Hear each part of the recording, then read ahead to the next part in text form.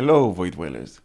You know, sometimes I would just mind my own business, strolling around the YouTube space, when suddenly it would throw at me answers to questions I've never asked. But some of them I can understand why, because I like history, so it makes sense that it thinks I might ask what were Elizabeth's final days like, although I couldn't care less about that. Or, since I'm a musician and I watch music-related videos, it thinks I might be wondering, is it really that difficult to play Chopin's Fantasy Impromptu? Which I'm not wondering, by the way. I know I will never play it, I'm not that good, but thank you very much for reminding me, YouTube. And then there are these really bizarre questions that YouTube thinks I'm asking. Why I'm not a fan of OnlyFans. Going to guess because you don't want to pay for your porn?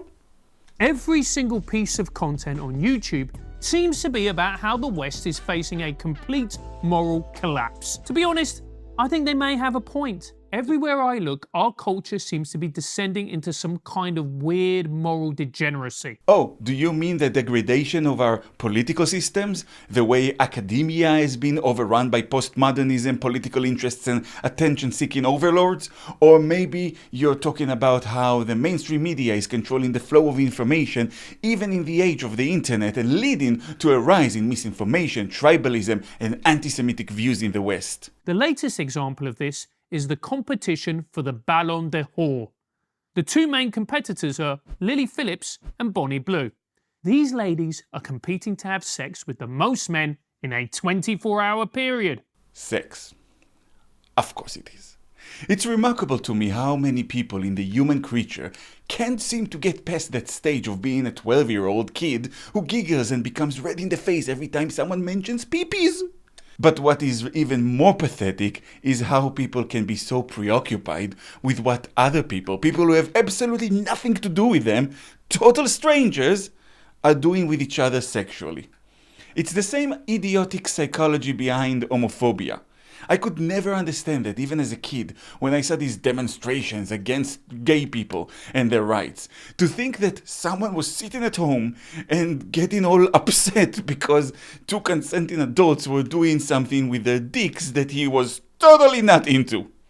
How dare they have sex? Not the way I supposed to want to have it. How fucking self-absorbed do you have to be to even think that's an actual thought and not a brain fart? And then there are those who object to gay marriage, which is beyond retarded. I can't have those two complete strangers that have nothing to do with me moving in together, taking each other's names and sharing a bank account and calling it marriage. Why not? Would it affect your marriage somehow? It's no fun if other people get to do it too. Fucking infants. And then there are these sex should be monitored and controlled, otherwise it's moral degeneracy people like the guy in that video. And let me tell you right now, this is not what they actually think. This is not what this is really about. It's not about morality. It's not even about sex. It's about control. In this case, control over women. Yes, it's chauvinism and misogyny. First of all, they never explain it. What is the danger here exactly? Okay, so a couple of porn stars competed on who can screw the most men in 24 hours, and that leads to moral degeneracy. Okay, and? What does that mean exactly? What are you saying that is happening here? Are you saying that mothers will eat their babies, and fathers will beat their sons, and crime rates will soar, and economies will collapse, and World War III will break out, famine, torture, loss of human life? All because a couple of porn stars are going to need some kind of pussy aloe vera for the next couple of weeks. Is that the fucking theory here? No, of course not. Moral degeneracy for these people is code for we are losing control over women. Now, sure, they always hide it by saying, no, the men are even worse. The only thing worse than the women are the men involved. What man waits in a queue longer than the one needed to book a GP appointment to have sex with a woman? That's right, Men who identify as sex positive. Ah, yes. That's why those men went for a chance to put their dicks into gorgeous women that are usually so out of their league, it's like a primary school football team getting to play in a FIFA stadium. It's because they are sex positive. Before us, horrible liberals came up with the idea that sex shouldn't be something people are shamed for. All men in the entire history of the world were basically monks, as is common knowledge. But in truth, the fake shaming of men who participate in porn is a distraction. Even when done by supposedly feminist women, it's a distraction. It's meant to hide their chauvinism and misogyny. How can you tell? Think about this. They never talk about gay porn, right? They never say that the men participating in gay porn are taking advantage, or are only doing it because they are sex positive. Because that would be absolutely ridiculous, wouldn't it? No one is like, wait, there's anonymous, meaningless sex in the gay community? Inconceivable! Right? Because we all know the truth. That we are biological creatures, and men have a biological need to have sex and a very developed sex drive, combined with the fact that men are very visual creatures. And yeah, if you put a bunch of men that are sexually attracted to other men in the same environment, the chances of meaningless and extremely satisfying sex are very, very high.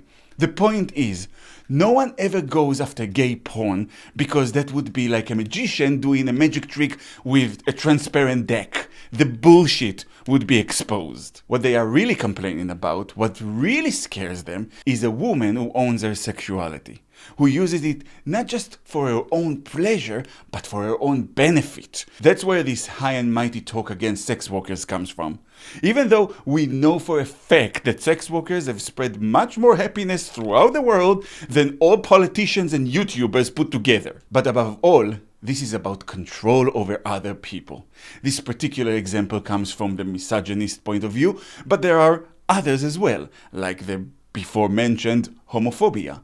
Why would you care what others are doing with each other when it has absolutely no effect over you? Or how about this one? I recently talked to this transphobe man about the issue. And even after he agreed that the data shows that body dysphoria is real, rare but real, and I agree that there should be some restrictions and women's safe places should be maintained, I said, so under these understandings, you're okay with transgender people? And he went, no, because we shouldn't affirm dysphoria, we should treat it. And I was both amused and shocked by the mental gymnastics this guy would go through just to maintain his own disdain for an entire group of people. Oh, now he's a doctor, you know. He's going to tell us how we should treat dysphoria. Of course. And I even said, even if you know for a fact that a person who transitioned is happier and it actually saved their life, and he was like, yeah, because you affirmed the problem and you didn't help them. Imagine being so obsessed with yourself that you would want to determine to other people what it means for them to be happy. And this guy is one of the more reasonable transphobes I came across. At least he accepted that the data exists. That's pretty rare when talking to them. And also, he didn't yell at me that I'm woke and ran for his mommy. But the pattern of behavior that we're seeing here is the same with homophobes, with these supposedly anti-promiscuity conservatives, with religious intolerance. It's all the same thing. It's the bug in the human creature that makes them need other members of the group to be exactly like them. To have their inclinations, to have their perceptions, to have their orientations. Otherwise, they are defined as a them, and they need to be fought. Look at how this guy ends his video. Something needs to be done, because we can't keep going down this path. At what point are we going to be able to say, enough is enough? Because we can't keep going down this nuclear porno arms race. Something needs to be done. What? Do you think he means we need to talk to people and convince them that their peepees are something to be ashamed of? No. The something that needs to be done is force. They won't call it that, of course. They would say regulation. By the way, these are the same people who usually lose their shit the moment someone talks about regulating hate speech, but regulating other people's bodies and how they use them? Of course. That's their God-given right. Or, chemical chance-given right. Some of those people are actually non-believers, especially outside of the US.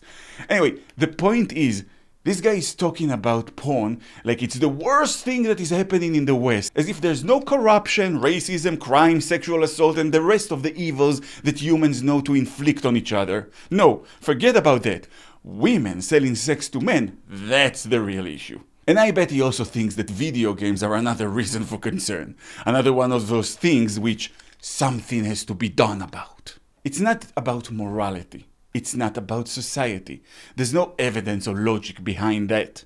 It's about control. Control over people. It's about intolerance disguised as moral high ground. It's about enforcing your own stupid narrow vision of what people should be. And I would suggest something that I've been saying in other videos, and that is that the school systems in the West are a far more serious problem than the "a woman was having sex outside of wedlock on camera" idiocy. Because if these people had even a shred of proper education and knew history, they would know that the "something must be done" attitude never ends well for anyone.